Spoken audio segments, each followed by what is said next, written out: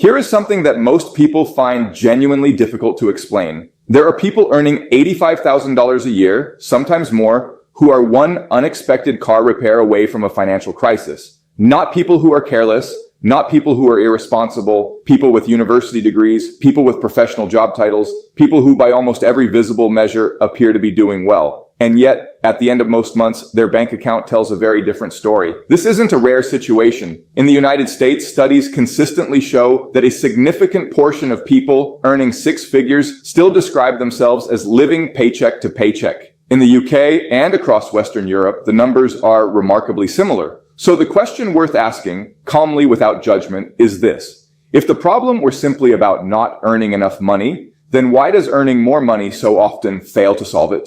That is what this video is about. Let me introduce you to someone. We'll call him Daniel. Daniel is 31 years old. He lives in a mid-sized city, somewhere like Chicago or Manchester or Amsterdam. He works in marketing at a mid-level corporate firm. He got a promotion 2 years ago. He now earns $82,000 a year. By almost any standard, Daniel is doing well. He has a clean apartment in a decent neighborhood. He drives a relatively new car. He eats at nice restaurants a couple of times a week. He takes 1 or 2 holidays a year. He dresses well. From the outside, Daniel looks financially comfortable. But here is what Daniel's actual month looks like.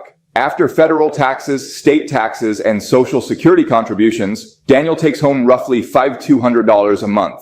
In the UK or Germany, a comparable salary would land similarly after tax, around $3,800 to $4,100 per month. His rent is $1,650. It's not a luxury apartment, but it's in a safe area close to work. And honestly, it was the reasonable choice at the time he signed the lease. His car payment is $480 a month. He financed a 3-year-old Honda because his old car kept breaking down and he needed reliability. His student loan repayment is $310 a month.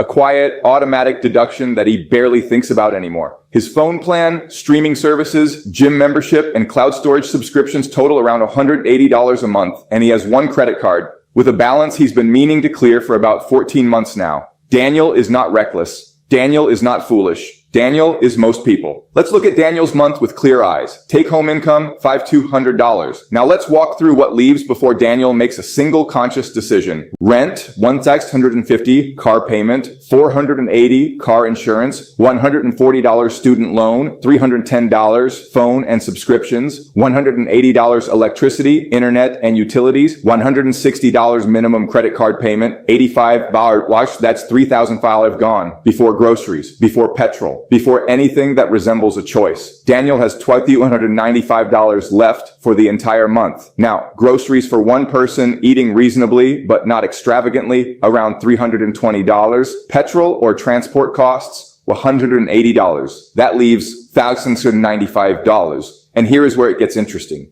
Daniel doesn't go out excessively. He doesn't gamble. He doesn't have an addiction. But he does live like someone who earns $82,000 a year, because he does earn $82,000 a year. Dinner out twice a week, $280 a month. A few drinks with colleagues on Fridays, $120. Clothes, small purchases, online shopping, $200. One weekend trip every couple of months, average monthly, $180. That's another $780. Remaining $915, which sounds manageable until the credit card bill is higher than expected one month. Or the car needs new tires. Or a friend gets married and there's a flight involved, and suddenly that $915 is gone. Or Daniel puts something on the card, and the card balance grows slightly. Again, this is not a dramatic financial crisis. There is no single catastrophic decision here. This is just the quiet mathematics of a very common modern life, and the way those numbers interact in ways that most people never actually sit down to examine. What Daniel is experiencing has a name in economics and behavioral finance. It is called consumption lock-in, and it is not a personal failure. It is the predictable outcome of a financial environment that is, whether intentionally or not, designed to absorb income as quickly as it grows. Here is what that means in practical terms. When Daniel's salary increased 2 years ago, several things happened almost automatically.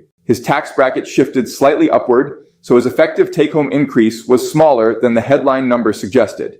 His rent had already been established at a level that reflected his expected earning potential. He had signed the lease shortly after the promotion, feeling financially confident for the first time in years. The car loan came from the same period of confidence, and the lifestyle that now surrounds him. the dinners, the subscriptions, the social expectations of someone in his professional position. Those didn't emerge from recklessness. They emerged from a very human desire to live in a way that reflected his new reality. This is what economists call lifestyle inflation, and it is not unique to irresponsible people. It happens with remarkable consistency across income levels, across countries, across professions. The system Daniel lives inside, the housing market, the auto financing industry, the subscription economy, the credit card infrastructure, is not neutral.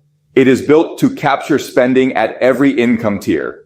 When you earn more, you qualify for more debt. And more debt, packaged as monthly payments, rarely feels like debt at all. It feels like a lifestyle. There is a concept in psychology called hedonic adaptation. It describes something very simple and very human. Whatever level of comfort or quality we experience, we adjust to it. And once adjusted, it no longer feels like a luxury. It feels like a baseline. The first time Daniel ate at a nice restaurant, it felt like a treat. Now it's Tuesday. The first time he drove a car with a working heater and a reliable engine, it felt like relief. Now it's just his car. None of this is weakness. It is how human beings are wired. We adapt, we normalize, and then we protect what we've normalized because it no longer feels optional. There is also something called social reference points. We do not evaluate our financial situation in isolation. We evaluate it in comparison to the people around us, colleagues, friends, the people we follow online. And when your professional circle earns similarly to you and spends similarly to you, overspending doesn't feel like overspending. It feels like participating. This is why financial awareness is not primarily about discipline. Discipline is a limited resource. It depletes. It fails under stress. What actually changes financial outcomes over the long run is not discipline. It is the ability to see your own financial situation with genuine clarity, separate from the social context that surrounds it. Daniel doesn't need more willpower. Daniel needs a clear picture of what is actually happening to his money and why. Let's look at what this pattern costs Daniel over time, not dramatically, just mathematically. Daniel is 31. He earns $82,000. His savings at the end of a typical month are somewhere between $0 and a few $100s, depending on what came up. If this pattern continues, and without a conscious change, patterns tend to continue, here is what Daniel's financial position looks like at 45. He will have worked for over 2 decades in professional employment. He will have earned in total well over $1 million in gross income. And statistically, his net worth at 45 will likely be somewhere between $15,000 and $40,000, possibly less if the credit card balance has grown. Not because he wasted his money on extraordinary things, but because the gap between income and conscious financial decision-making, even a small gap sustained over many years, compounds in the wrong direction just as powerfully as an investment compounds in the right one.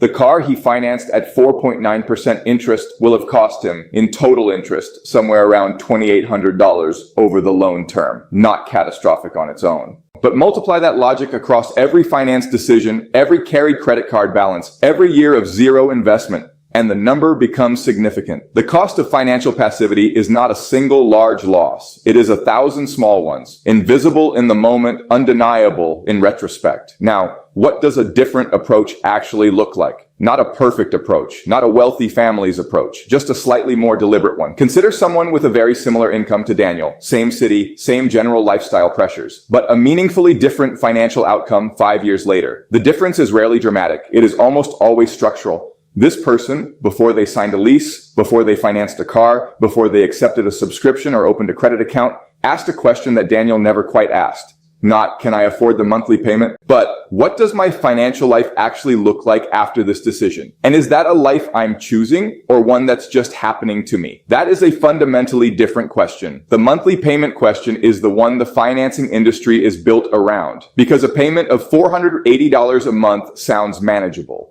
And it is manageable in isolation. But financial decisions don't exist in isolation. They exist inside a budget, a life, a set of other obligations. Financially aware people, and this has nothing to do with income level, tend to make decisions at the system level, not the transaction level. They think about what a decision costs them, not just monthly, but annually. And not just in money, but in options. A $480 car payment sustained over 4 years is not just $23,000. It is also the investment that didn't happen, the emergency fund that wasn't built, the financial flexibility that didn't exist when an opportunity or a crisis arrived. This kind of thinking is not complicated. It requires no specialist knowledge. It simply requires the habit of pausing, briefly, honestly, before a financial commitment becomes a financial fixture. Daniel could build that habit. Most people can. The question is whether they ever stop to realize they haven't been using it.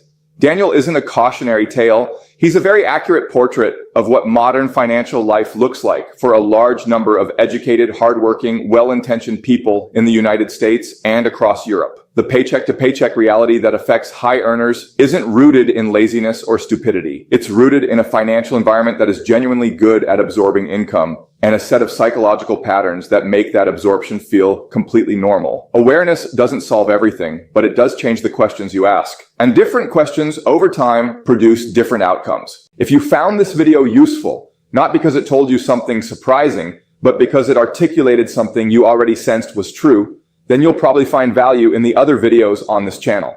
We don't cover financial tricks here. We just try to look at money honestly. That's all this was. Thanks for watching.